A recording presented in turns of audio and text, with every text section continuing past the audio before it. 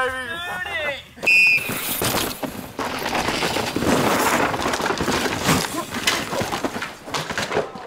Welcome inside the tape for round 2 in Poland. We've just finished uploading the preview video. Go check that out if you haven't seen it, because it doesn't look like this. I want you to see the contrast. It was dry this morning. There was dust hanging in the air. The track was fast and it was actually relatively easy. People were riding down, there was holes developing, corners were getting blown up, getting washed out, and people were taking different lines to miss the holes. It was fun, it was loose, and then it rained.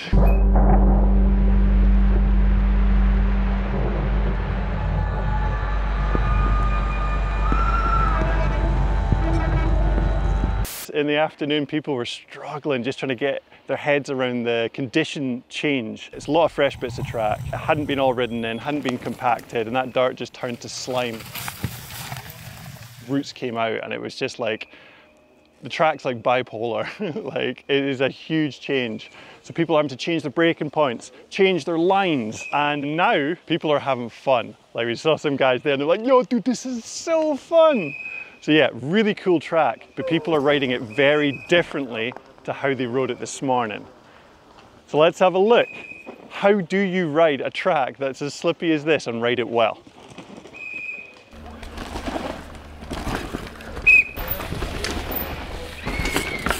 So this fresh section in the trees, it's kind of like lower 2/3 of the track, and oh my god, he's going really fast.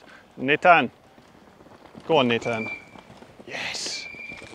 This is a really fresh section, and quite often when tracks develop, what happens is the main line becomes the grippy part, because that's where it gets worn in. And that's what you want to aim for. And if you get out of that main line, you hit soft stuff, you hit unpredictable terrain, and like stuff like that happens.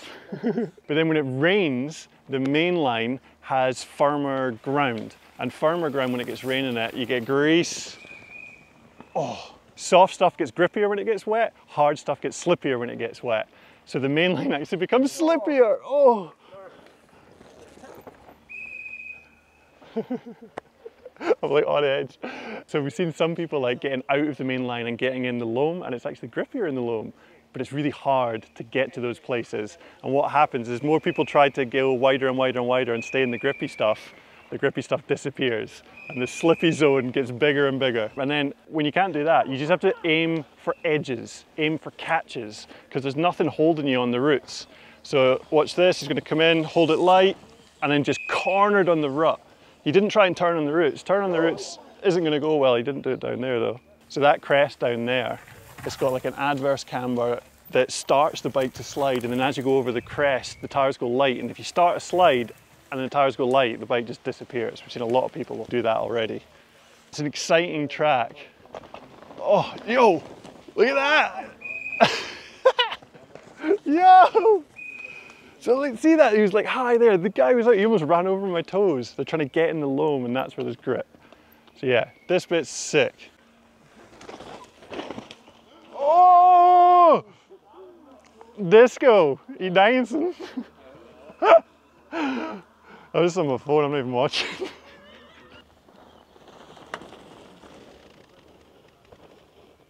I mean, that looked quite easy. The other person two-wheel drifted. Maybe you just got to pedal. Is that the secret? You get more grip when you pedal. Oh, low guy. Low guy. Low guys.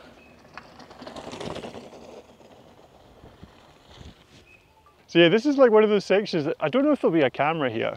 There will be, because there's a big timing blow up dildo thing. There's like the original line, which is a low, and you can see it's cut and it's got a rut, but it's narrow and it's quite tricky to get your balance right. So people are actually choosing to go for the more off-camber inside line. It's wet grass. Seems like a riskier option, but it is straighter. So it's like less traction, but less need to be finesse with your balance. Yeah. So it's like you have to have your balance fore to aft good, so the tire's gripped. Oh! Yeah, actually it is pedaling, you just have to pedal. Low line is all about side to side balance. High line is about fore aft balance to get the tires to grip. And it seems like riders are preferring the more direct fore to aft balance rather than the kind of tightrope walk. Let's show you that fore aft balance visually. So in between the two axles at the center line, this rider's center of mass is just behind that. And it's in this Goldilocks green zone, the not die zone, where it weights the front and rear tires reasonably evenly. And that's what dictates your grip. If the rider was to move their center of gravity or weight back, they would put more weight into the rear wheel and less in the front, and that can cause the rider to wash out the front wheel.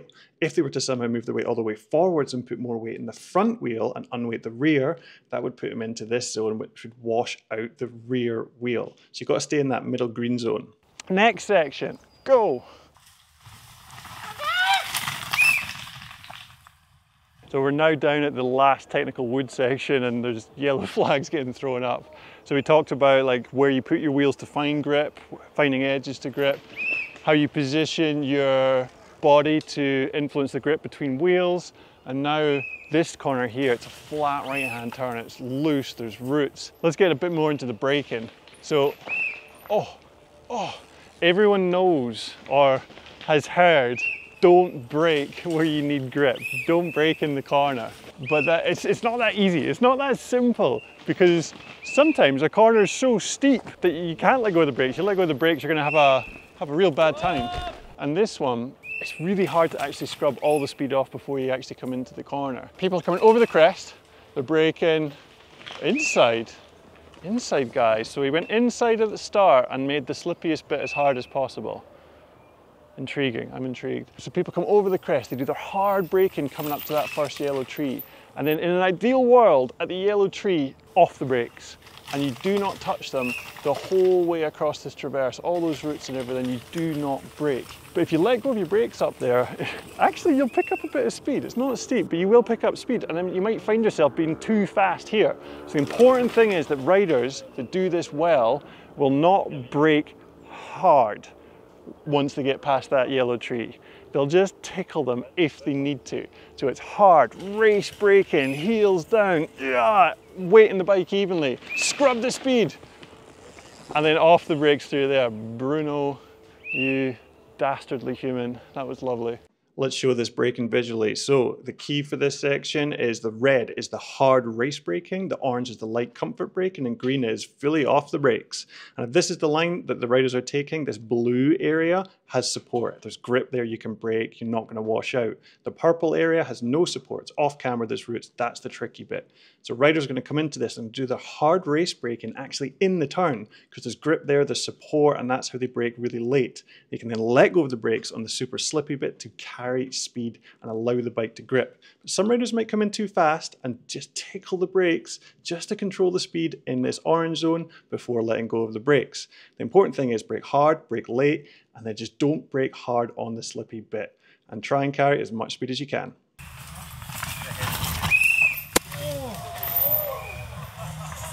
So we're at the very, very last steep technical multi-line choice bit of woods right at the bottom. And yeah, there's stuff going on, there's things happening. So we're going to get the old dartfish camera out here. We're going to ghost this section. We're going to see who's applying everything we've talked about best on this section, because this is all about your braking, your confidence. If you're tentative, if you lean back, it's not going to go well. So who's doing this bit good? Let's go have a look.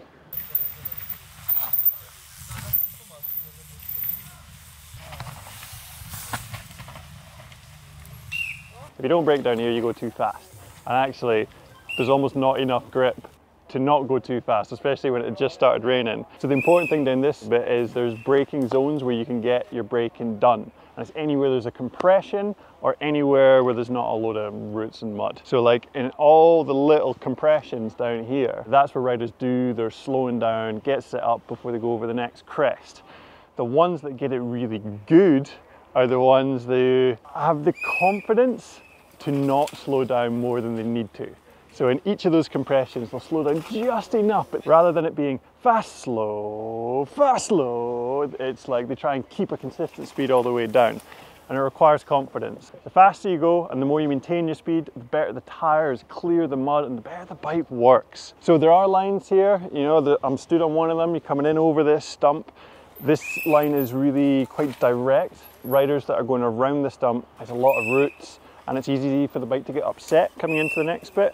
But the stump you can think of the stump, but going over like a big drop, it's almost like having to do an extra turn, except you take that turn to flip it up. It's like you're going, you know, it's more distance. Lots of turns, more distance, takes longer. Lots of bumps, more distance, takes longer. So a lot of riders are actually coming over this and maybe slowing down more than they need to, and the people that are going around are already gone. If you're going over this stump, you've got to go over it fast. You can also go around the stump super fast, and this is the main line that most people are doing. And then after that, you can choose to go straight over the crest and into the low line in the next section, or hit the scoop and then funnel into the middle line, or you can turn super tight onto the high line. Whichever of those lines that you do, the upper one, actually, it's more than just one line. It's super wide. You can choose to go a bit more inside. You can choose to go a bit more outside. There's room to play with to set you up for the next section. Whatever line you do around the stump, there is also another one straight over the top of the stump. And you can see as you come in, you can go straight over the top of it, and it's super direct, much straighter, but it is a big drop. There's a compression, and it's hard to commit to doing it fast. Going round the stump is easier, going over it is straighter, but it's hard to know which would be faster. And there's a super inside that we saw no one really make work very well. Actually, one guy did it all right. And then there's two other lines. There's a fully left, wide to the pads, hit the scoop at the bottom, and then there's a middle line over 2 steps. Or it can be one very big step with an extremely overcommitted turn at the bottom.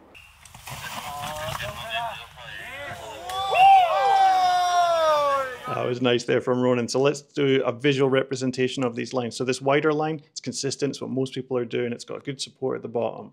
This inside line, super off camber, but look how direct it is. The middle line, down that orange one, big steps that are hard to see and they don't look that big from here. So this wider line, the green one, it is the longest line. So you have to go the fastest to make it quick. It's also the steepest entrance, which causes issues, and it has the narrowest target to hit. The reason that's a problem is when you come in fast, you actually take off over the crest, land next to the tree, and you've got this narrow target between the two orange lines that you have to hit. It's very hard to do. The middle line, the orange line, it's got some stumps on it, it's got some big compressions, and it's got a tight turn at the bottom. Those stumps are numerous, but the middle one is the only one you really need to worry about. The reason you got to worry about it is it's actually a step. There's a 2-foot drop off of it, and that's a problem when you come in fast because you take off, land just before it, compress your suspension, rebound, and bounce down into the next corner. Very hard to do fast, but as we saw, some people are actually just jumping over it, so it's not even a problem. The other line is this inside line. Now, it is a tight entrance. It's super off camber and there are some really shiny roots in it, but it is the shortest way down the hill.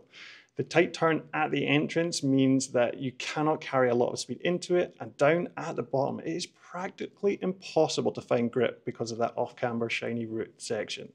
Whichever one riders take, it's going to be tricky to do it fast. So let's have a look and see which one was quickest. So we've got David Capello. He was the only person I managed to film doing that inside line, and I accidentally slipped and kicked the tripod, so the dartfish comparison might not work, but he got that clean. And we're going with Thomas Ollier. He was over the stump as well, but he went to the wider line and he got it super clean, barely slowed down over those crests. So let's compare the two and see which was fastest. Here they come, over the crest. The dartfish craps its pants, but come on, yes, it's got it back. Right, they're neck and neck as they go over that crest. David is onto the inside line, and look how straight it is, but Thomas is motoring around that outside line. He's definitely carrying speed, and as they come to the turn, it is neck and neck as David gaps back into the main line. Round the corner, it could be anyone's game. Out of the corner, who is that? It looks like it's David Capello by 0.22 on the inside. Good job. So he is going to go up against Loic Martin. He went round the stump, over that crest, and that was a fair bit of speed. So we're going to put him against David Capello, and the software didn't work, so we've had to jank it from the middle section down. David is on that inside line, but you notice Loic was already going over that crest. So that meant he went round the stump faster, and you can see he's already ahead as David gaps back into that lower line. So that faster top section from Loic has meant he's in front, and he's going to take it by quite a bit, 0.66 with the speed around the stump. Now, let's take him and we're going to put him against Ronan Doon, who had a sneaky line, and look at that gap. So he went super close to the stump on the way in, super direct, and then gapped. So here they both come into the section. Ronan was super close to the stump there as Loic goes around the outside. They're really close as they get to that compression, and Ronan pulls. He doesn't slow down. He can't slow down because he's pulling for the gap. And now he's going at a ferocious speed as Loic rails around the outside. They hit the corner. Ronan is so committed and he's out in front. But actually, Loic looks like he might even be catching him up a little bit. They go into the corner, round the turn, coming out of it, and it's only just Ronan done by 0.16. And that is a risky maneuver for 0.16 of a second, but World Cups has been won on less. So ghosty of the day goes to your boy, Ronan Dunn. Good job. Another successful day, just harvesting content off the hill. It's an honest day's work. I've enjoyed it. Hope you enjoyed it. Hope you learned something, and stay tuned. We're going to have a story of the race after the race, obviously. You should probably watch the live feed as well. It's going to be a good one, especially because it might rain on race day. And we're also going to do the Corners for Doe video. That should come out just after the race. And yeah, we're going to go and tag clips for 8 hours now and make a video in a bit. See you later. Yep, it's not a penis. I didn't draw that. Wasn't me.